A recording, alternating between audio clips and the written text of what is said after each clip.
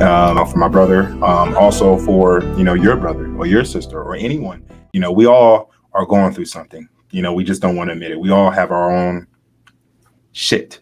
And we have to, be a little open and be vulnerable and be able to understand that, pain is a good thing if you know how to use it and know how to get the right resources.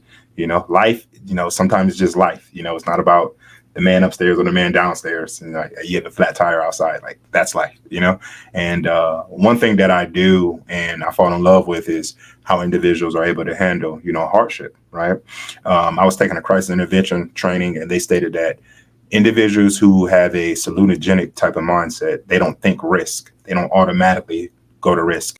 So, Dr. Jody Adewale, thank you for being on the Gravedigger Report. We got to appreciate it, for the being on here for May Mental Health Awareness Month. We know that it's very important for the student athlete, him or her, related to identity. And we know that, you used to be a former football player at University of Southern California, and you're able to, move forward, with the transition and realize, there's a difference between the student and there's a difference between the athlete. Can you make those connections based on the identity piece, for us, related to, the student athlete? Yeah, a big Eric Erickson, he was a psychologist back in the day. He talks about we go through different psychosocial stages of development. And during our teenage years, from about 12 to about late 18s, we're figuring our identity, who we are. And most often than not, college athletes are playing high school football, tennis, whatever, and that gets wrapped up into their sense of self. And especially if things are going well in their sport in college, they feel great. They feel like they're doing well. If things aren't going so well, it hits at the identity level, their sense of self, not just I'm not doing well in this sport. It is impacting how I see myself as a person. And more often than not, most people don't go professional, become professional athletes. A lot of them, play in college and that's it. And to lose the sport or no longer be around the sport takes away a sense of themselves, and it can lead to things like anxiety, depression, especially lead to things like substance use, to feel or not to feel at all. So when I work with athletes, a big part of supporting their mental health is cultivating, developing aspects of them outside of the sport as well, not just this is your only value, this is who you are. So I think it's important for athletes to really make space for other values, other parts of their identity, as opposed to just I'm the athlete and that's it. I see multiple professional athletes outside of when they've retired, and a big part of the major question is, who am I? Who am I without this sport? A big part of how we see ourselves is our work and what we do. And if that's taken away from us, it can lead to other mental health challenges. So one activity I give a lot of people is to talk about you without talking about your work, and it's kind of a challenge. So that's my thoughts on it. With that identity piece, finding out who you are, we also know that there's also connection to a transition, right? When you step out of those shoes, being, that person that's in the stadium, and also saying, hey, I'm going to the classroom. And once you leave that classroom, if that professional career is not there, it's like, hey, I'm transitioning, into society. Nonetheless, Ms. Walker, can you speak to, about the transition, that the athlete has, that feeling? It's also kind of like a military individual that was, participating in war or infantry. Nonetheless, they're saying, hey, now that you're out, you're retired, this is your new career. Can you speak to that?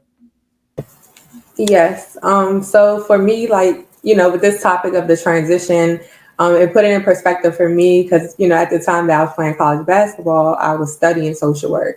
And even in that moment, like Dr. Jody just mentioned, it was like I didn't really focus on the things I was learning about mental health and how my mental health, was affected during the time that I was playing basketball. So just having the transition of when you're playing a sport, you're so focused on being a student athlete. So you're so busy, you're at two-a-days, you're at strength conditioning. You're not really focusing on the things that you might be battling with internally, because you're so focused on being a better athlete or having the grades to be eligible to continue to play. So I think that that transition for a lot of athletes, myself included, once I got out of playing the sport, it was okay, now you really have to tackle and deal with maybe it's your past traumas or, the anxiety or the depression that you were battling that you were able to release when you were in the gym, or you were able to just ignore it. So I think like that transitional phase, it is difficult, but it then makes you have to like be real and in tune with yourself and say, now like, okay, I need to like tap into my mental health because I've been avoiding this because I was always busy with the sport and I was able to like, mask like my true feelings of what I was battling internally. So like, just like with the anxiety or depression or past traumas, it's like now the mental health awareness piece is so prevalent. Everyone's seeing like, okay, if you're not okay, there is someone you can talk to, or there's resources now even on campus, like if you need to talk to someone. So it's like now, and there's a platform with social media to even highlight like the importance of mental health. So I think for the young people now and the generations to come, there is still like a stigma behind it, but I feel like there's more openness and willingness to like be like, okay, I can do both. I can focus on my craft in the gym, but I could also focus on my mental health and self-care so that when basketball does end, if I don't go professional, then I'm able to still, continue on and have that good, healthy balance. Definitely noted and received. We know how important it is, for an athlete, to go directly, with support and also with, correct resources, to, your next step or your next, we say it's the next chapter, but we have to identify it's kind of like that next book. You have to take those shoulder pads off. You have to take that jersey off or put down that, that baseball or, and pick up, a new realm of understanding of who you are. That could be a hard process, if you went through based on how Doc, said, this is who I am from middle school and high school, and this is who I am, around the community, and passing the ball over, to Dr. Buchanan, are there any community resources to where it can help the athlete for like a seamless process to where this individual can identify, who they are, saying, hey, you know what, I went to school for about 4 years. However, I spent more time on the football field more than I did in the classroom. I want to be able to make it a seamless process to where I'm applying to application and do what I, can do as far as, having a education attainment goal. Yes, definitely. I first want to mention like the statistics around mental health, just to normalize that experience. It's okay to not be okay. And it, from a 2021 research from NAMI, which is the National Alliance on Mental Illness, and also SAMHSA, they mentioned that 1 in 5 U.S. adults experience mental illnesses each year. And this data is from 2021. Also, 1 in 20 U.S. adults experience a serious mental illness each year. And also 1 in 6 U.S. youth age 6 to 17 experience a mental health disorder each year. So it's so important to normalize the experience so that individuals can seek out help. And it's just as important to know where to go when you need help. There are several different organizations. Each state and each county within or city within the state has their own main resource. But one place where individuals can start is they can go on the NAMI website, which is www.nami.org. And there are so many resources that they have like posted on their website. Individuals can, like, first, in case of emergency, individuals can call, text the 988 number for a mental health crisis, where they can talk to a trained clinician. They can also call like the helpline, which is a 800-950-6264 number, to reach an individual or of resources, and also to link them to a resource within their community. NAMI also provides a whole bunch of resources on their website, just discussing the psychoeducational piece, like what are the warning signs and symptoms, common mental illnesses and different treatments.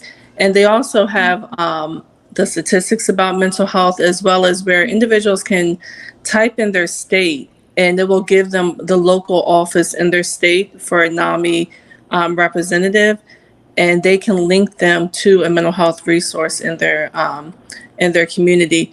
They also offer educational classes for not just the individual experiencing the mental illness, but also family members. And also they have a website called NAMI Homefront, and this class was for families and caregivers and friends of military service members as well.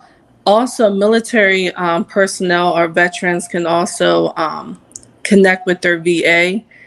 And people can also connect with their primary care doctor. If you have a primary care doctor, you can connect with them, let them know that you are experiencing mental health resources. They can do some assessments, and they can also refer you to a mental health provider who accepts your insurance as well, so that you can seek affordable mental health services. Also, I want to mention on the VA, they have a website called, not just the VA, sorry, but SAMHSA's website, and that's the Substance Abuse and Mental Health Services Administration. They have a whole array of information about resources connecting to treatment in your local city or county. You can go to findtreatment.gov. And that's a website where you can get confidential resources for anyone that's seeking mental health or substance use treatment. And it also can help you with resources with applying for health insurance through, Medicaid or through open access, like federal health insurance, to help individuals make sure that they're covered by insurance so that they can seek treatment and be able to afford it. Because that's the main thing also, being able to make sure that treatment is affordable for individuals who are seeking it, as well as access to it. But again, two of the main federal websites are SAMHSA, and that's SAMHSA.gov, or NAMI, NAMI.org. And they will connect anyone, no matter what state you're in the U.S., to mental health and substance use resources within your local community. Thank you, Dr. Buchanan. We know how important, resources are. So, during this time frame, we were able to, speak about the identity of the athlete. We were able to speak about the community resources and speak about, the transition. I want to pass the ball over to, Ms. Cyrus, speaking about, the behaviors of the athlete. And we speak about behaviors. We want to talk about positive behaviors. We also want to talk about risky behaviors as well, too. Can you speak about, the fundamentals and the way that us as, professionals and community resources, like Dr. Buchanan stated, how can we promote a strong foundation, related to positive behaviors for the student athlete? Absolutely. So, as everyone has stated, support and normalizing mental health is the peak and pinnacle of how we do these things. So, in my work, working in high school level, I see students who engage in risky behaviors, are acting out in their environment, and sports and athletics is usually an outlet, a positive outlet, that also is sometimes leveraged. And therein lies the one problem that we sometimes see. As long as someone's doing well, everything is good. As Dr. Adewale said, when things are great, we're great. But when things are bad, what then?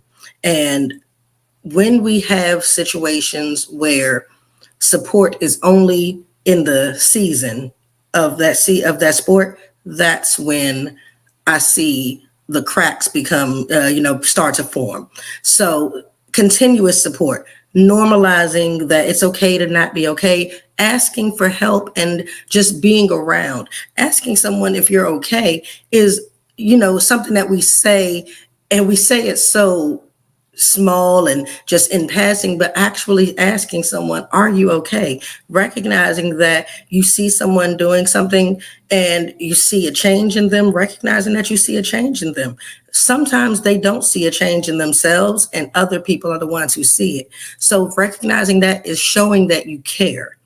I show care and concern in my everyday, and that is what allows students to feel okay to open up to me when they're trying to figure out their path, when they're realizing that they may not have sports as much as they used to, and they don't know, and they're trying to find their identity. Giving them that support to let them know that it is okay for you to use this as a positive, but also looking at it and saying that it is not everything that you are. So very similarly, echoing everything that's been said, letting people know and helping them build a foundation of who they are outside of sports, outside of their environment, in spite of their environment, because some of them come from environments that are not the most supportive, and knowing that they do have that support year round, not just when the sports season is in. We see a lot of people who are wonderful during the season, football season, basketball season, or what the like, because they have those extra eyes on them to make sure that they're doing the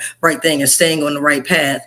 But what happens when the season is over? We need to make sure that they still build those connections. We normalize that it's okay to not be okay. It's okay if you're having a hard day, and it's okay if you find yourself in a place and you don't know what to do. We don't expect you to know what to do, but you're here to learn. And in doing that, I found that more people are open to at least starting a conversation. And I believe it all starts with a conversation of being able to say, how are you? How are you doing today? What can I do for you? And then that's how we connect them to the resources. That's how we connect them to the support. That's how we make sure that they know that we're opening the door for a larger situation when they go to college and they know that they need help. Now they know that they have that foundation to say, I know how to find help, because when I needed help back then, I was able to find it. I know I can talk to someone because I found it when I needed it in the past. So it's just starting and building those connections and letting them know that there is more out there to themselves and they can do it. Noted and received. Greatly appreciate that. I know Dr. Jody Adewale, I know that you're actually pressed for time, but nonetheless, I do have a question for you, directly for you. Based on, some of these, the things that you have encountered, as being a student athlete, all those rigorous, workouts and team meetings and, community meetings as well, too, and also having an identity as being, an athlete during that time. What was the most challenging, part as being an athlete, and based on what you know now, based on your profession? Mm-hmm. Yeah, I think balance is one of the challenging things. None of us are born knowing how to walk in balance. We have to figure it out, and finding the balance in our priorities versus our needs, versus our relationships. I think that was a hard piece of it. But I think a big part of it too is reaching out for support. I was raised in a home where your feelings were suppressed. Don't talk about it. Just figure it out on your own. And I took that approach in college. Let me just figure it out. I just got this on my own. And one of the hardest things to do was to reach out for support. And when I finally did, it was like, what? Yeah, I can get help. And the athlete mind is often just do it, just suck it up and stop whining, stop complaining. And I think for a lot of, for myself, maybe for some people listening to this, reaching out for support is strange. Reaching out for some coaching is normal. Reaching out for, athletic training is normal. But when it comes to our mental health, that's like a strange concept. The first time I ever realized I could do that was a teammate, Mario Danello, passed away. And then during one of the meetings, a counselor came in and was talking about, hey, if any emotions are coming up, feel free to reach out. And I was like, what? We can do that? And so I think the balance was one of the hardest things, but also bridging the gap of asking for help and not just sucking it up and trying to do it on my own. Received. Thanks. For Ms. Walker, I have a question for you as far as, you being a former athlete as well, too. What would you like to see within the athletic world based on your knowledge, based on your experience, based on your professionalism, being in the behavioral health field for the student athlete, him or her?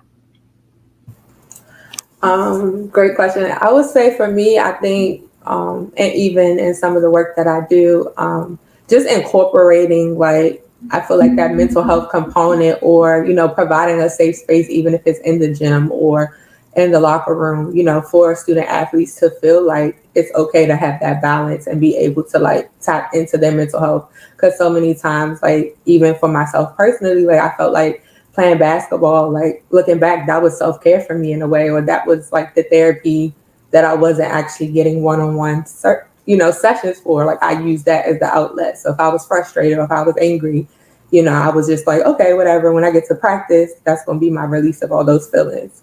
But then practice is over and I go back home and I'm still having to, deal with those feelings. So just kind of, incorporating that into, because like you said, a lot of our student athletes, they start young. Like a lot of kids start playing basketball, football, soccer as early as, 4 or 5 years old, and they continue all the way out, through early college years. So just kind of putting those things in perspective for them, as they grow and develop, through their developmental stages. I think that is like a big piece that is missing. And then when we get to our adult lives, it's like, oh, wow, like I'm feeling these things, but I don't know how to deal with it.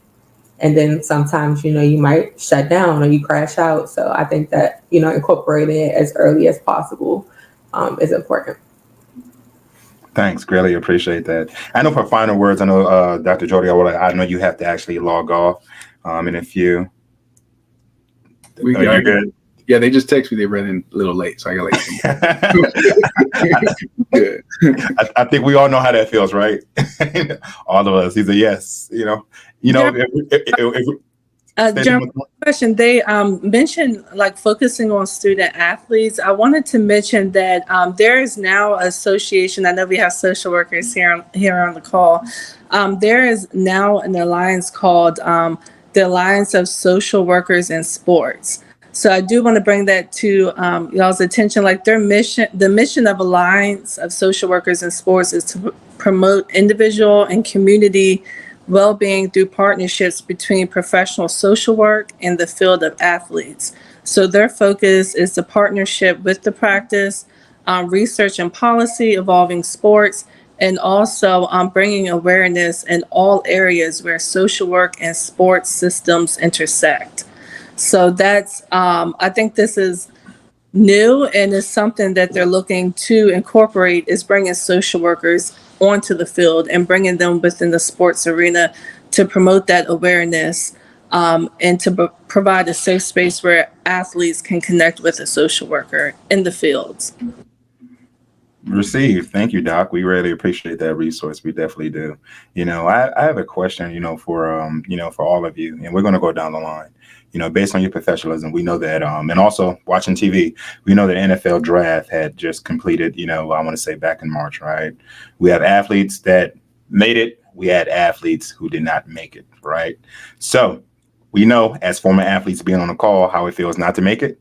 And some of us know how it feels, like, Ms. Walker stated, we have to journey on and transition into another domain or another professionalism. But speaking to you, here's the question. What do you tell an athlete that has worked, him or her has worked 4 years in college at a high level, and they do not make it to that goal of what their goal is? It's, it could be a little bit far-fetched, but hey, I want to go to the NBA. Hey, I want to go to the NFL. What are some of the symptoms that this athlete is feeling? How would you be able to provide outreach to this individual as of right now if they did not make it? And that is the identity that, Dr. Jody Adewale spoke about. That is the transition that Jasmine spoke about. That is the resources and community awareness is that Dr. Buchanan spoke about. And that's also, if it doesn't go right, this individual can go right into risky behaviors, right, that Mrs. Cyrus spoke about. So I'll pass the ball over to Jody, and we'll after conclude. Yeah, for an athlete who's missed out on that professional opportunity, I'm going to explore them grief and loss. The grief doesn't have to just be the end death of a family member, death of a friend. It could be the end of a relationship. It could be losing a job and, not making that goal. And we all heard of the stages of grief before. Abbreviated version is shock, denial, anger, bargaining, depression, sort of walking them through what grief looks like and what complicated grief is going to look like. And doing certain behaviors are going to create more complexity for you to manage the grief process. But also I'm going to explore with them ways of finding meaning and purpose. Viktor Frankl, he wrote a book called Man's Search for Meaning. He was a prisoner in Auschwitz during the Holocaust. And he talked about the way we get through suffering is to find meaning and purpose in the suffering. And meaning and purpose doesn't only have to be, I get a professional career in the NFL, NBA. You can find meaning and purpose in so many other ways. The last thing, I'm kind of joking here, but I'm going to tell them is like, on your deathbed, you are not going to be thinking about the NFL draft. You're not going to be thinking about the NBA draft. You're going to be like, dang, I should have caught that ball. You're not going to care about that. You're going to think, did I spend the time with the people I love? Did I get to do some of the things that I wanted to do? As opposed to, oh, I missed that tackle. No one's going to care about that. Thank you, Doc. That was a good analogy. Jasmine.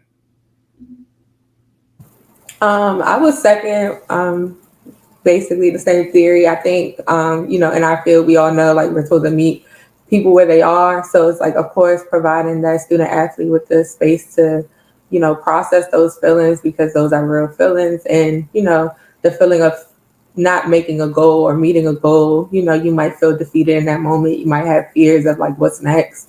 And just helping them to like navigate those feelings before even like tackling, okay, what else are you good at? Or what principles can you take from your 4-year career to navigate real life experiences in the real world? Whether that's determining what your career is going to be, where you want to work, if you want to give back to community, what that looks like. So just being able to utilize those principles and things that were taught through those years of being a student athlete and transitioning that into like other ways, so that even though you didn't meet the market that you might have had initially wanted to, there are other aspects of your life that you can definitely tackle. So Great. Totally great. Stephanie? That's a good question. The first thing I would do, I like everyone's perspective and their approaches to engaging an individual that's going through this loss. My first step is to sit with them in that moment. I'm not going to like look into like what could we do next, or rush them to like plan their next steps or anything like that. The main focus is to sit with them and to sit with that feeling, and also to normalize that like it's tough. It's tough. There may be a lot of frustrations. There may be a lot of unknowns, a lot of anger.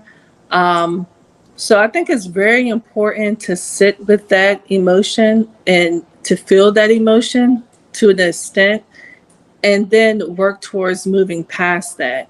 Once we get past that loss and that grief stage, working towards a plan to find other fulfillment and a meaningful path. Also exploring their degree. Most of these athletes do graduate with bachelor degrees. So also explore that later on after we have sat with that emotion and that loss. Well received. That's very salutogenic. Definitely. Shara? Yes. So just like everyone has stated, I will echo that sitting with their feelings and allowing them to feel what they feel. And that can be a range of everything, because, we might immediately say that there's anger, but there also may be relief. There may be like, oh my gosh, at this moment, I had a whole lot of anxiety around what would be next. And it's okay to not know what you feel. So it's okay to not know what you feel. It's okay for you to not know what's next, but also understanding that next will come. One of the things that I also think of when you said that, I immediately also thought of, it's very similar to someone being injured and all of a sudden their career has ended. What's next? So the grieving process is definitely something that you go through, and I let them know that there is no time frame for that. Feel and take your time with that. And then understanding and helping them understand that while your life may not feel like it will be the same, it will be changed, but it is not over. So how are we going to pivot? How are we going to make sure that we are still utilizing the things that we have, the supports that we have, and making sure that we give ourselves the fighting chance to do something differently? I totally agree. Each one of you, had, hit the mark. For myself, I would definitely, inform the athlete that it's going to be a hard transition, right? You're definitely going to need to follow up, on some resources. It's not going to be seamless. just put yourself in a different realm and look at yourself, in a different manner, and cause for society for you to be a law-abiding citizen, right? That's how it goes. I will say this though, one thing, for myself that I would like to see in the athletic is that I believe that me and Dr. Jody Adewale, we actually spoke about this in our last conversation.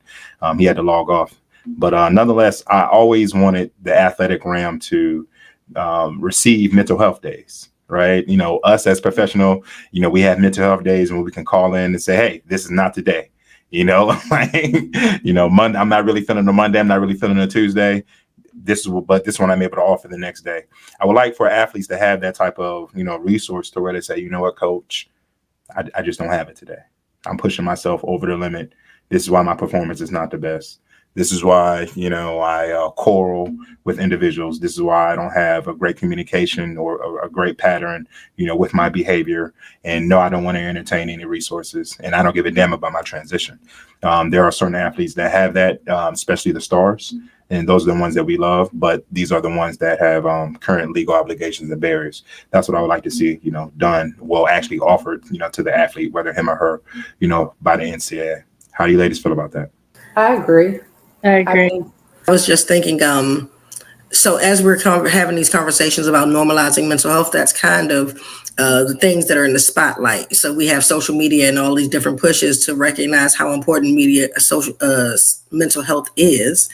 But we have to then eventually start to walk the talk. So I think that is a natural transition that should happen, but time will tell if that actually does. I feel like we need to, put a highlight, on behavioral health. As of right now, when I'm on Instagram or social media, all I see is the athlete running up and down.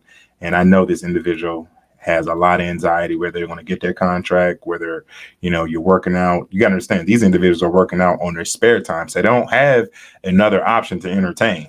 Most of my athletes that I do speak to, hey, listen, if the NFL doesn't work out, here's the follow-up plan. Definitely, here's my email, here's my network. This is how we stay in contact. And some of us, we need a lifelong treatment plan. We won't admit to it, but we need someone else to say, hey, man, these are your goals. This is what you need to do. This is where you need to be. You need to be at home at this time, and we don't have that self-accountability.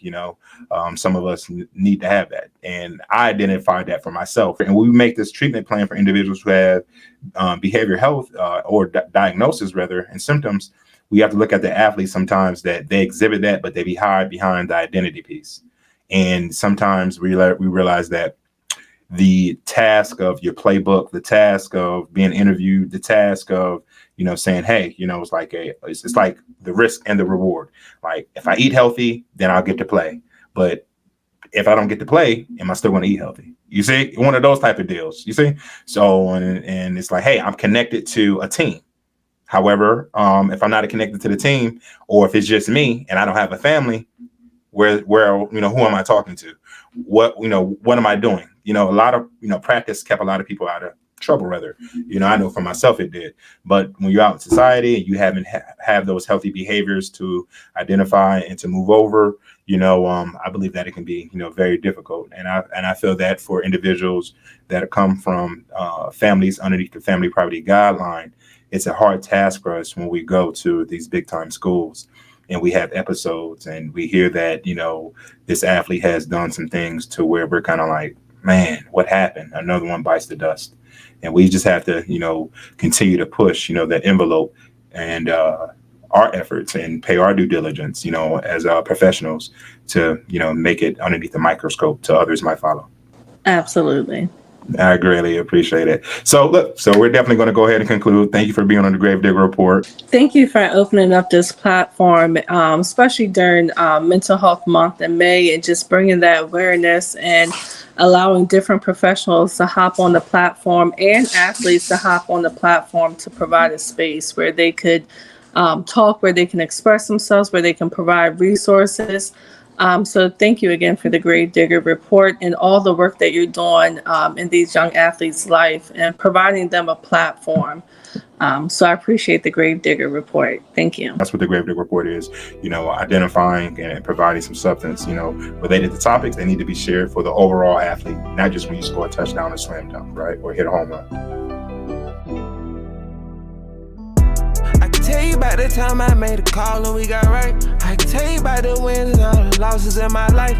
I can tell you about the time we ain't give up and we still fight. I can tell you about the time.